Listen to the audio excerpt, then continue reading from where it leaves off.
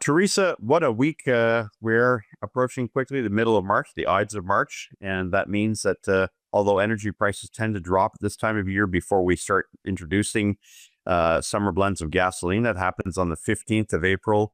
We do start to see prices move back up. But this week it's been pretty quiet. If nothing else, prices have dropped, whether you happen to be in Vancouver, where it's come down a couple pennies, or British Columbia, down into the 170, 165 range.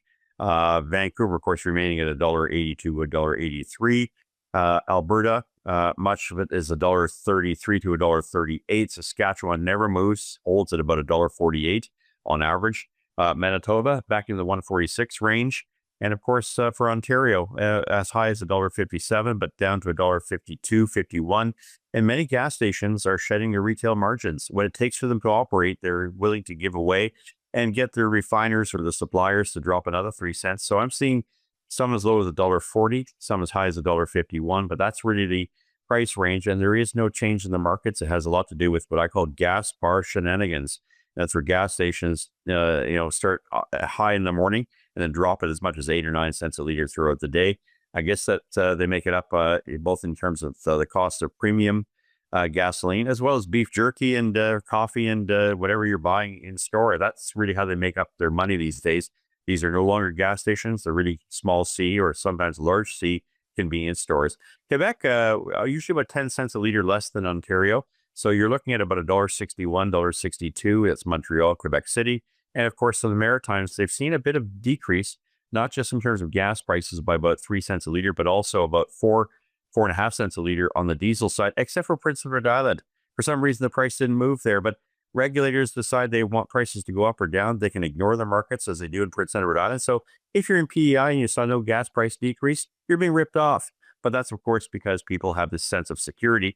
They need a security blanket when it comes to telling what gas prices should be, rather than the markets where everybody else is enjoying lower prices, except folks out in the Atlantic provinces who tend to get fleeced quite frequently as a result of bureaucrats who've decided that they can create an artificial world of gas prices. I'm not being tongue-in-cheek. I really mean this. The past several years, gas price prediction has been around for a long time. There is really no need for regulated prices in Canada. If you think it gives you a sense of security, well, join the other socialist comedians out there that believe that governments can do much better doing just about everything for us. Nevertheless, speaking of government, we're talking about a new government in Canada, the Mark Carney government.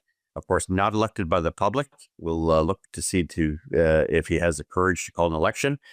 Good thing is that we'll be seeing a lot more attention given to the damage and the musings that Mark Carney has made around the world, in the United States and Canada, about his belief that the price of energy, especially fossil fuels, is way too low.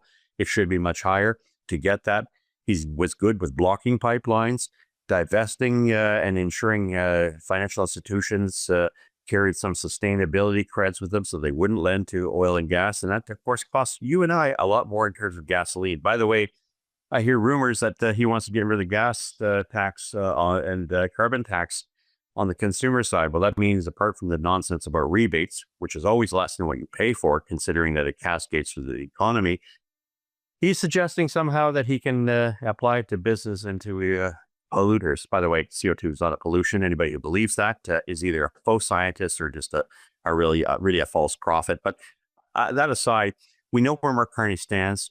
We know what he's done in the past. His record has to come out. And of course, if he does decide to get rid of the carbon tax, that'll mean about a 20 cent a liter decrease for gasoline, and it would mean about a 24 cent a liter decrease for diesel. I don't think it's going to happen. They're going to apply it to refiners. And like we're seeing with the clean fuel standard, the second carbon tax, which no one talks about, it's already costing 20 cents a liter in British Columbia. It's costing about 7 or 8 cents a liter for diesel from Alberta, Saskatchewan, Manitoba, Ontario, Quebec, and the Maritimes. And a lot of people don't know that. But that's about 5 cents a liter on average for the rest of the country on gasoline, and it's about to go to 20 cents a liter. So 2030 isn't far around the road down the road. As I said, it's the middle part of April. Two things are going to happen on April 1st. We're likely to see that 4 cent increase in the carbon taxes, which you voted for in 2021 and 2019, and of course we're going to see the same increase on April 15th, which is switch over from winter to summer gasoline. So we're 4 weeks summer to winter gasoline, I should say, which is about 4 weeks away.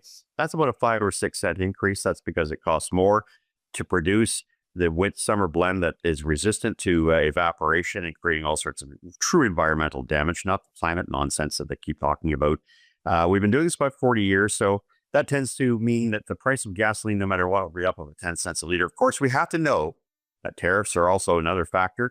And that as long as there's this volatility about whether or not there's going to be tariffs in Canada, United States, around the world, seems President Trump does what he did in 2016 to 2019, which is to threaten certain things, and that causes markets to go up and down. Sooner or later, they're going to stop paying attention because, frankly, it's a little bit like the boy cried wolf.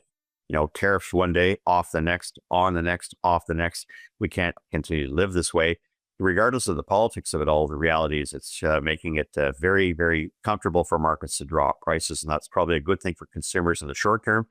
We'll see if sooner or later we have a government that actually eliminates net zero policies, not just carbon taxes, because carbon taxes is the low hanging fruit. If that happens, then I think we're looking at substantial decreases in the price of gasoline as on an average of about 20 cents a liter. And you know what? If Teresa, if we didn't have a weak Canadian dollar, in other words, a dollar because we don't sell enough oil and gas to the rest of the world's not interested in investing in Canada, you'd save another 26 cents a liter. That's what 144 pennies to buy $1 in terms of our currency exchange does. It adds the cost of everything. In the case of gasoline, it's very quantifiable. It's 26 cents a liter. So imagine if we had a government that was a little bit more closer to reality, didn't take the position of there's no business case, wasn't involved in climate kookery, where you basically go around trying to block the very resources the country needs and to sell to the world. Gas would be about 45, 50 cents a liter. So that's what this is all about. Canadians can choose to have the old game of higher prices, or they can choose a new path with a new government that says no to net zero. And that's hopefully what we're going to be looking for in the next month or so with the federal election that's just around the corner.